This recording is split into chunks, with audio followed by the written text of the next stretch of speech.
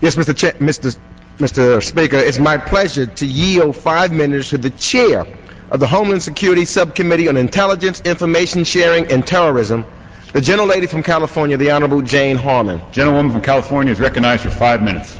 I thank the Speaker and I thank the gentleman for yielding and commend our leadership for organizing this very thoughtful and sober 3-day debate on a very serious issue.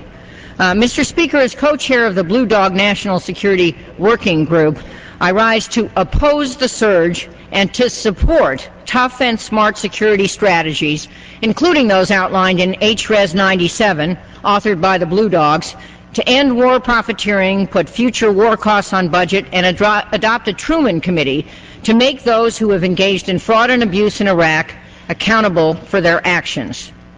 As we conduct this historic debate, however, I am mindful that 8 time zones away, crouched in a tank somewhere in Baghdad, a 19-year-old private is doing his best to restore order to a city descending into all-out civil war.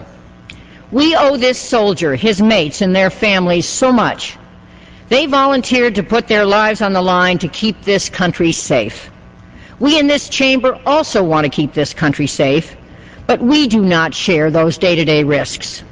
Only a handful here have relatives in Iraq living the life of the soldier I described. Mr. Speaker, as we have sadly learned, the intelligence that took us to war was wrong.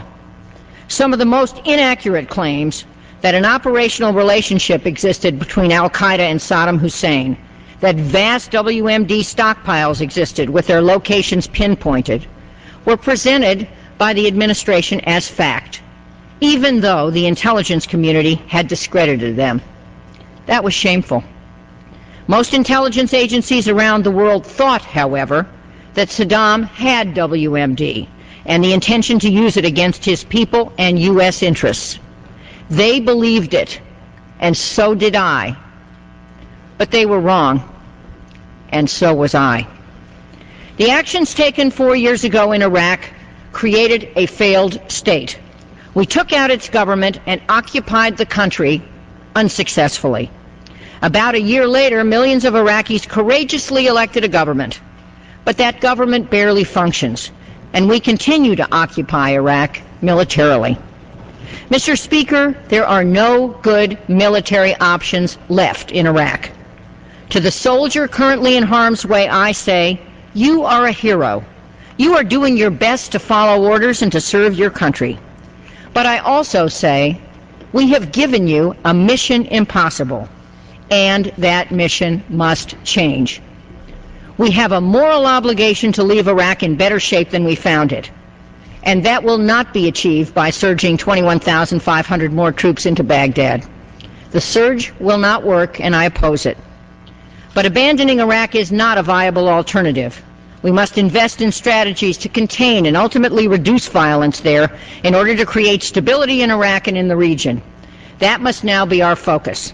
The Iraq Study Group made important recommendations to do this, including changing the military mission in Iraq, tying future U.S. support to measurable progress on national reconciliation, security and governance, and aggressive diplomatic outreach to Iraq's neighbors, including Syria and Iran.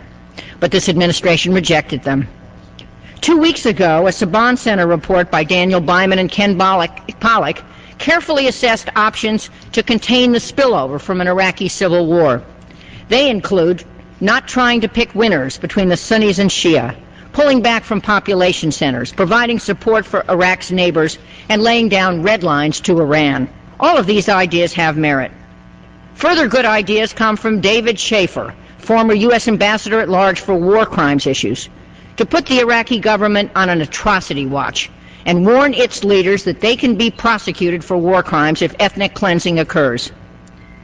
Mr. Speaker, the Bush administration has made calamitous mistakes in prosecuting this war. The surge, I fear, is yet another one. With this resolution, Congress starts action to force a change in strategy and to bring that soldier in downtown Baghdad and his comrades home safely and soon. I yield back the balance of my time.